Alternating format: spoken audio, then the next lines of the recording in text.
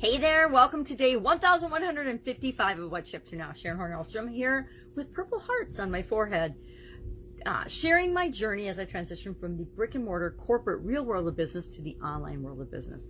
Now, I have strong opinions about internet marketing, the internet world, online business, and I think they need to be done in conjunction with one another, but I have strong opinions since I've been well ingrained and well versed in both at this point in my life and my career. I was thinking today about it, and I think about it often.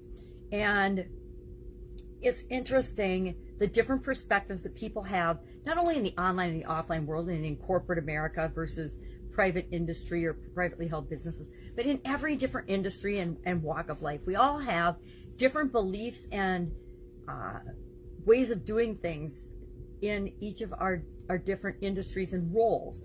And the online world, the internet is no different. There's things that work, there's things that don't work, there's things that people believe that are absolute poppycock, there's things that people do that are just insane, but the same is true offline. And we do crazy, people do crazy things online to posture and focus so much on marketing and information and sales and propaganda, and it's much more heavily laden online. Why? Because the cost of delivery is virtually zero.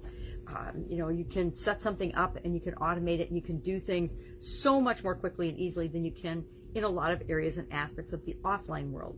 I come from the manufacturing sector in different industries within the manufacturing sector, but most of my career has been in actual physical manufacturing and creation of physical products, not online products and courses. Up until 2016, I sold my last business as part of my divorce. And then in 2017, I hopped online because I'm like, okay, I'm old.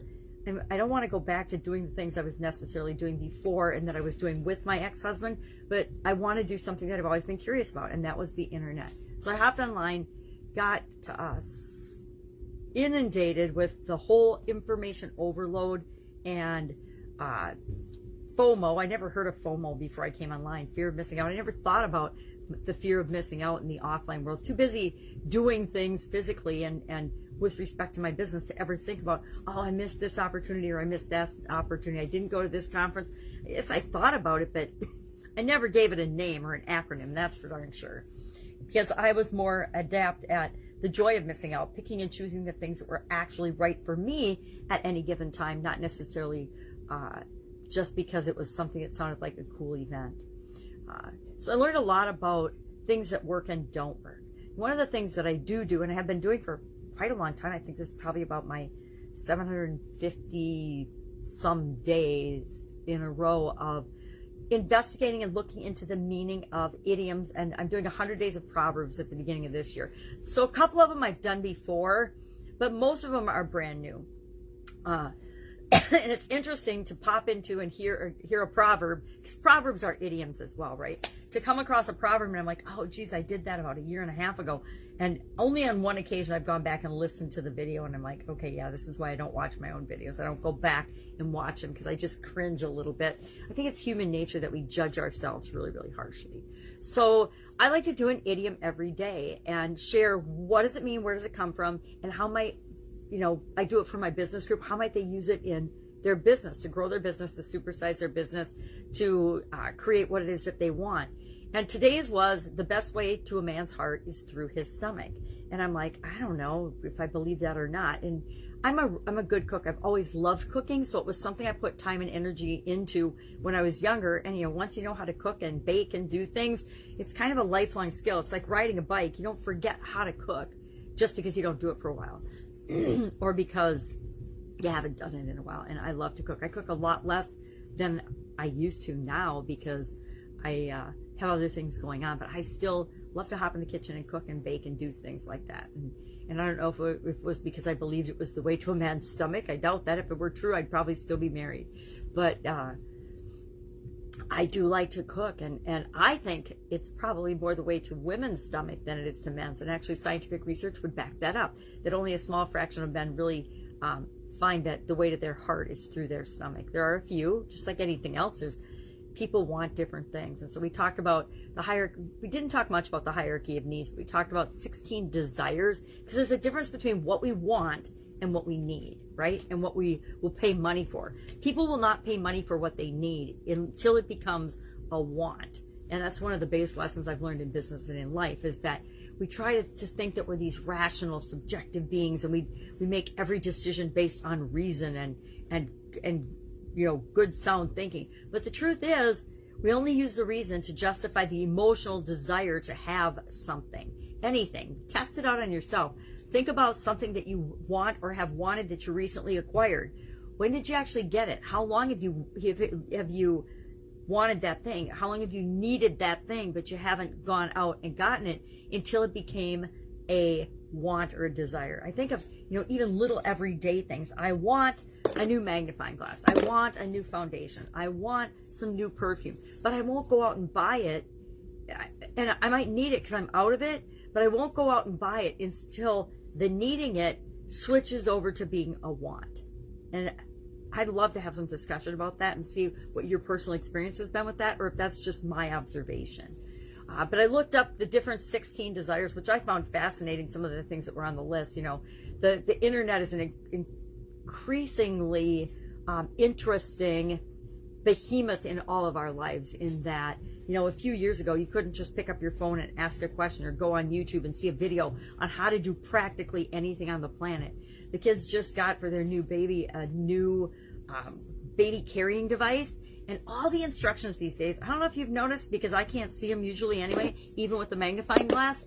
Instructions have gone from words and describing how to do things step by step to pictures. Now, it's kind of like the way they teach new math to kids in school. I don't get it. I was awesome at math in school. I'm an engineer. I took a lot of math, but the way they teach it now, it's supposed to be intuitive, but it's definitely not intuitive for us older people, us grandmas. We're like, I don't get it. Even my kids, I remember some of the instructions, and they bring home schoolwork sheets from school, and there'd be no instructions on it. There'd just be a sheet, and you're just supposed to know what to do with each of the different things on the sheet. And I'm like, my daughter, I remember a couple of times she'd say, can you help me with this? And I'd look at it and I'd be like, it might as well have been in Greek or Chinese or another language, because I couldn't understand it and figure out how to help with that. I remember having to call one of my daughter's friends' moms and said, because she's like 15 years younger than me, and I'm like, how do you understand how to do the homework with with your son Connor? And I'm like, Bree brought it home and I have no idea how to help her with that. And of course she helped me and explained it to me.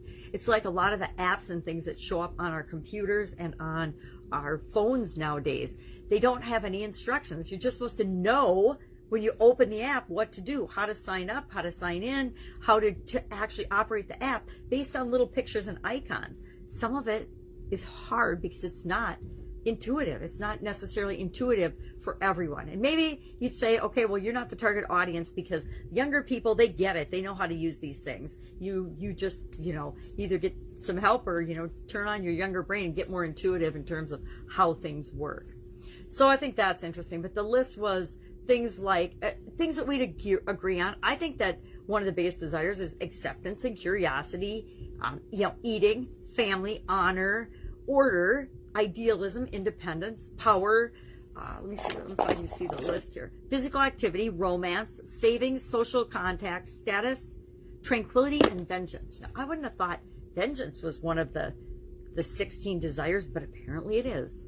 And researchers, of course, have done studies on this and found that these are the things that people say in studies, which again, how accurate is that research? There's always that rater bias and errors that come into anything statistical. But I thought it was interesting that some of the things that were on the list, some of the things, I agree with. I have never thought vengeance was one of my desires. Never have, never will. It just doesn't even enter my radar. Independence, however, is really high on my list. Order, if you look around me, not so much. Curiosity, absolutely positively. Acceptance, we all want to be loved and accepted. We all want. I'm surprised love isn't on there. That's really interesting. I guess acceptance and other things consider love. Family, honor, maybe that means love to people. Idealism, I think there's a lot of people that don't even think about idealism, much less have that be a desire. So again, like any list, it's different for each of us, and each of those words means something different to each of us. And I'm studying a lot about language and finding out what makes me work and how I work. I began, and I think it stemmed from and why I popped on a coaching program with respect to language and the impact language has on every aspect of our life, our beliefs, our mindset, our thinking, and what we'll even see in the world. I've known that for a while. It's like I'd be exposed to things 100 times, and I'd hear it, I'd see it, I'd read it, I would see pictures of it, and I wouldn't actually even cognizantly see it. It would like be, my brain would just block it out because it was something that didn't match my personal beliefs. So I didn't even want to see it. We see what we want to see. We believe what we want to believe. And that means there's a whole lot going around us all the time that we don't even let ourselves acknowledge or see because it doesn't match our current set of beliefs, our current identity, our current beliefs about ourselves as our identity. So I had picked this year, I'd been doing an annual challenge, a 365-day challenge for myself personally every year this is year 4. And I did another challenge with somebody else in 2018. So while I was doing this, I did another 365-day challenge to go live every day in a particular group for a mentor of mine. He did a 365-day challenge. And I think 100 and some of us started that challenge, and 7 of us finished it. And actually every day, 7 of us actually got online live in the group and did a Facebook Live. It could be on any topic that you wanted. But guess what that did for all of us that have done it? I don't know that all 7 of us are still doing daily videos. I've kind of lost track of several people. I know a couple of them, just like me, are continuing to do videos every single day. Why? Keeps us flowing and going and being relevant. You know, you could probably say, well, God, Sharon, I've seen some of your videos. They're totally irrelevant to me. Well, they're relevant to me, right? They're just, this one's just documenting my journey and sharing what works and doesn't work for me. Some tidbits people can learn from or not. This is a very selfish particular journey and journaling to keep track of what I'm doing. I am legally blind, and so journaling and writing things down became sort of useless for me. Now, will I go back and ever listen to these? Maybe. I'll sort through and go back and listen to one here and there and see what I learned. Or maybe I'll use them for something else, to create something else that I want to create in the future. We'll see. But I picked for this year to do one thing every day that centers me from this little journal book. And that's led me on a journey to, number one, understand myself better. What makes me tick? Because nobody's going to understand me better than I understand myself. And if I'm not willing to get to know myself and what works for me and what doesn't, what makes me tick, what my strengths are, what my weaknesses are. And again, I am all about building on our strengths, what we're good at. You know, there's so much emphasis, at least in corporate America there was, and in school and in our education system, to conform and fit in, be like everybody else, compare yourself, what's the average, and then where do you compare to the average or to failing and passing. There's so much of that in our lives that we forget that we're all incredibly unique and special and different human beings. And as such, what is right for somebody else, it doesn't matter if it's not right for us. It's not for us. So we let it go, and we focus on the things that are right for us. The same is true with our strengths and our weaknesses. It seems that school and corporate America and competition focuses on the things that we're not good at, the areas where we don't shine. But if we focus and just build on the areas that we shine, anything is possible for each and every one of us. And we need to remind ourselves of that. So centering is all about getting to know ourselves better and understanding what makes us tick, what's important to us, what we like, what we don't like. I mean, it's all to move us toward what we want, right? Personal growth and development, and growth and progress toward what we want. That's like my life purpose is I want to make progress toward what it is that I want. Of course, I want to achieve the things that I want, knowing that as soon as I get one, something else is going to pop up. As soon as I make $1 million, I'm going to want to make $10 million. As soon as I've made $1 million and $10 million, and I always want to make more, right? No matter how much we make, no matter how much we achieve, no matter how much we have, we always want more. No matter how much love and and acceptance and great relationships we have in our life. We always want more. We always want those relationships to be growing and evolving and getting better and better and better. It's the nature of being human. Unless, of course, we just settle and we decide that that's good enough. That's all I deserve. And I've done that too. I've had periods in my life where I've been like, geez, life is really good. Why can't I just enjoy it? And I do enjoy it, but I still have that nagging, niggling feeling in the back of my neck, in the back of my brain that says, yeah, this is awesome, but there's so much more. This is awesome, but there's so much more that we're capable of having and doing and being. Why would we want to stop and just live in the status quo?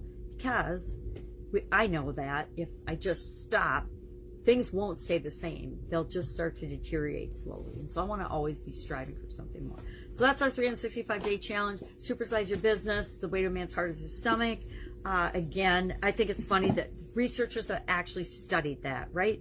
It's amazing the things that are funded and researchers, topics that fly in our corporate world, in our universities, that are funded by our government. It's mind-boggling to me, some of the stuff that they study and research and pay huge amounts of money for. And then nothing ever gets done with that information, or it's used and applied in a really, really small way. That's one of the cool things about the internet to me, is that anything you want to know or understand or have a question about, you can find at least the next step of it on the internet. There's so much available to all of us that was never available before. And you don't even have, they say, oh, if you have a cell phone, you don't even have to have a cell phone. If you can walk to or get to a public library, if you can borrow someone else's phone, you have access to as much information in the world as you would ever need, want, or desire. Probably way more than you ever need, want, or desire. So that's what I'm working on today. Oh, Get Up and Go Challenge. I don't think I talked about that. The final free 30-day Get Up and Go Challenge is starting April 1st on the Get Up and Go Challenge Facebook page. Also, there's a group by the same name. It's a private group where people can go in and have more intimate conversations.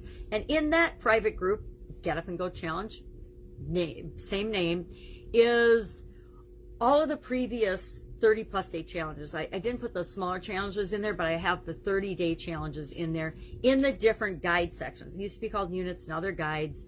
In each of the guide sections, so guide sections 1 through 9 are the previous challenges, the previous free 30-day challenges that anybody, you can go in and you can look at them right now.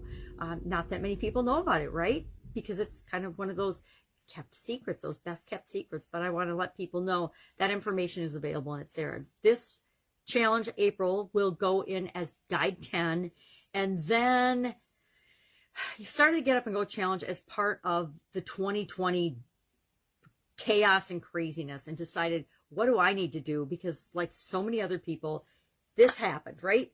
COVID happened, and I could have sat and waited and whined and complained and felt bad and terrible about all the changes that were happening in my life and in those lives of the people I love and care about. Or I could say, that happened.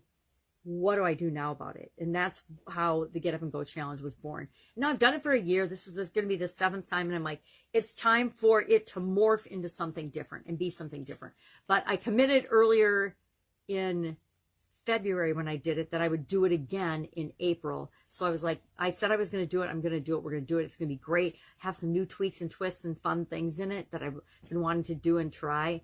And then we'll see what's next after that. There will definitely be something after that, but I don't know that it's going to be a free 30-day challenge. You know, there's the whole belief, oh, people don't want to do 30 days. And I'm of the mind, if you won't commit to yourself to do a little bitty thing, one little thing every day for 30 days, then I'm not the person that can help you or can work with you, because everything that we want takes our commitment and our desire to make it happen in our lives. And 30 days in the overall scheme of things is really small. You know, I first thought that 30 days, oh my God, that would be so long to do a challenge. How can I possibly do a 30-day challenge? And I realized that when you break things down into little bite-sized pieces and little daily accomplishments, you create momentum, you create progress and growth for yourself and other people. And it becomes easier and easier and easier. It's like strengthening any muscle. It's in decision making. If you are terrible at making decisions, how do you get good at making decisions? you start making decisions. You start making more decisions on a daily, regular basis and paying attention to the decisions that you're making versus the things you're just letting happen to you by default. And then all of a sudden, after 30 days of doing that, exercising your decision-making muscle, guess what? In 30 days, you will be a miraculously better decision maker than you were just 30 days earlier. Just my experience has played out so many times that if I wanted to really change something in my life, I needed to change something in my life to the point that it became a habit, and I put it in my subconscious, and I didn't really have to think about it anymore. It just happened on autopilot. I do that with things all the time. And then I revisit and I'm like, okay, well, that's not serving me anymore, and I'm not using the information. I can stop doing that. And we need to do that. And we learn all about that process in the Get Up and Go Challenge. All right, that's all I've got today. Questions, comments, concerns, thoughts, feelings, share in the comments below. Otherwise, I'll be with you tomorrow to fill you in on what I'm doing as I transition from the brick and mortar world to the real world of corporate America and business and offline businesses, primarily manufacturing in different areas and aspects, to the online world of business. Have an awesome day. I'll, of course, be with you tomorrow. Bye. No purple hearts on my head.